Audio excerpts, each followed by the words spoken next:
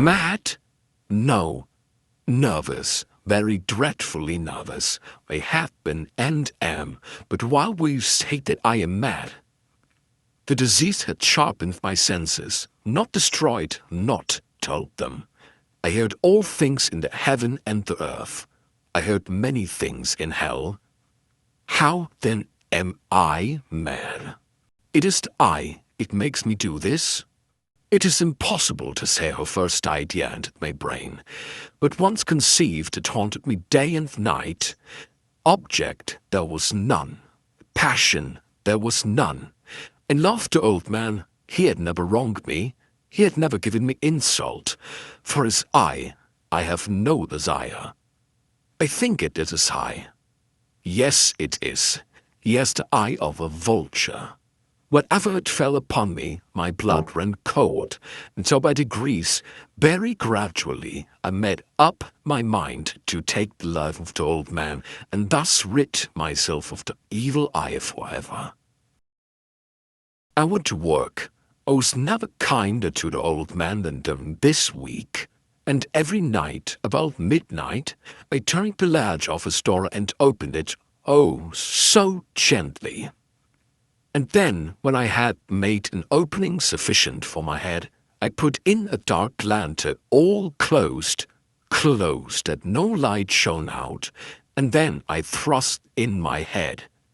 Oh, you would have loved to see how cunningly I thrust it in. I moved it slowly, very, very slowly, so that I might not disturb the old man's sleep. It took me an hour to place my whole head within the opening so far that I could see him as he lay upon his bed. And then, when my head was all well in the room, I undid the lantern cautiously. Oh, so cautiously. I undid it just so much that a single thin ray fell upon the vulture eye. Huh? Would a madman have been so wise at this? Huh? And this I did for 7 long nights, every night just at midnight, but I found the eye always closed. And so it was impossible to do the work, for it was not the old man who vexed me, but his evil eye.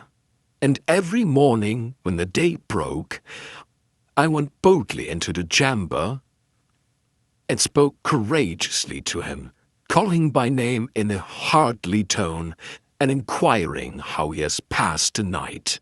So you see, he would have been a very profound old man, indeed, to suspect that every night just at 12 I looked in upon him, while he slept. If you still think me mad, you'll think so no longer when I describe the wise precautions I took for the concealment of the body.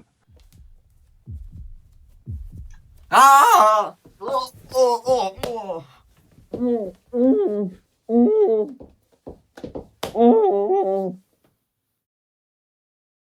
Then I began with my work, calmly and carefully. I lifted 3 planks from the floor of the chamber, till beneath them was a hollow space between the beams. Dark, narrow, perfect. One by one I lowered the remains into the opening. Then I replaced the boards exactly as before, fitting each plank so perfectly that no human eye could have suspected anything beneath them. No stain, no mark, nothing. The room appeared exactly as it had before the deed was done. And then I smiled to myself, for what had I now to fear? A knock came at the door. I welcomed the sound with confidence. 2 police officers entered. They said that our neighbor had heard a shriek, and suspicion had been awakened. I smiled calmly. The shriek, I said, was my own in a dream. The old man is absent, away in the country. At last the officer sat down to rest and talk. And in the wild audacity of my triumph, I placed my own chair directly upon the very spot beneath which reposed the corpse of the old man. The officers chattered pleasantly. They smiled. They spoke of ordinary things. but their words grew distant. Then came a ringing in my ears, a low sound, dull, quick, the beating of the old man's heart. I breathed heavily, yet the sound increased louder, louder. So the officers talked and smiled.